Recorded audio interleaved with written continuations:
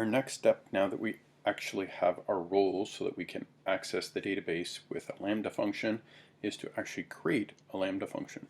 So we're back on the management console, and if you just start typing in Lambda, you can go to that service, and we're going to create a function. We're going to start from scratch. We're going to give our function a name. Even though it's a Python function, you don't have to put def at the beginning. It knows that it's a function definition. And we're going to call it hello world, because that's what we're going to start with. We're going to choose Python, the latest version of Python, and you'll notice down here under permissions, we're going to use the existing one that we just created, and you can select it. And then create function. So here's our function hello world.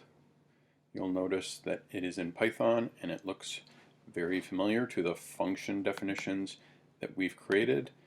Even though it's in the folder hello world, you can actually have several functions, so it's called Lambda handler here, and by default they give us a return statement, which we're going to fix in a minute, and you will notice that they are importing JSON because the return, since we're dealing with a function that's going to be sent back to API gateway and then to JavaScript, it's not for a person, it's actually for a computer or a machine or code, so it has to be in a code-friendly format.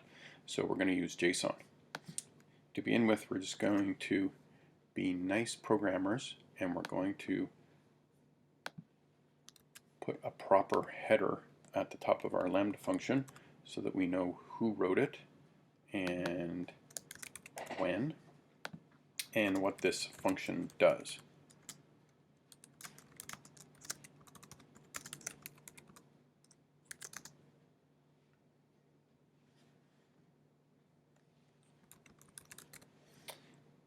So at the moment, all it does is return this JSON file.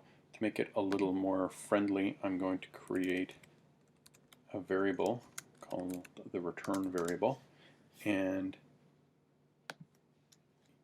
even though this might seem redundant later on, it will help us out. So now you'll notice it looks a little more familiar. This is actually a Python dictionary where we have a key called status code and a value of 200, which means status code is used by the web browser to say, yes, we got back what we should. 200 means it's successful. And we have a body, and in the body we're going to just replace, well, actually we can just leave it hello from Lambda, and then we can have our normal return function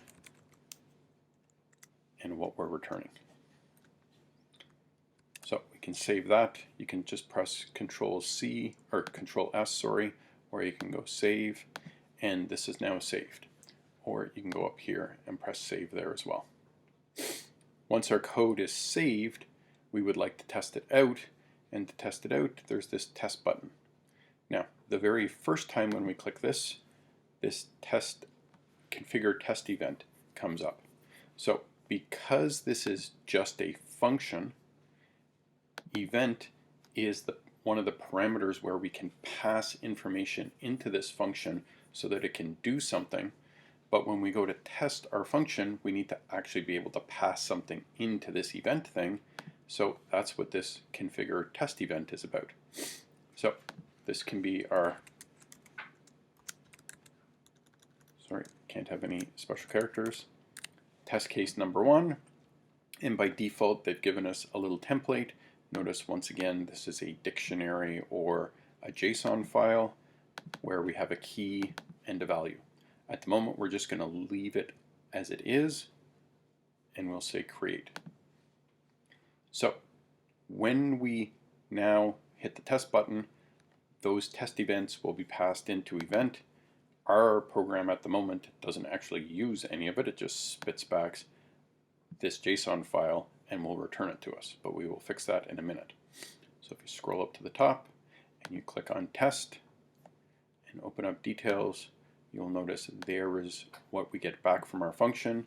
Yes, it is a JSON file or a dictionary that says that it did it properly, and it said hello from Lambda, which is a good beginning, but it would be nice if we could actually pass something useful into this and then retrieve it. So we're going to go back to our test case and configure our test event.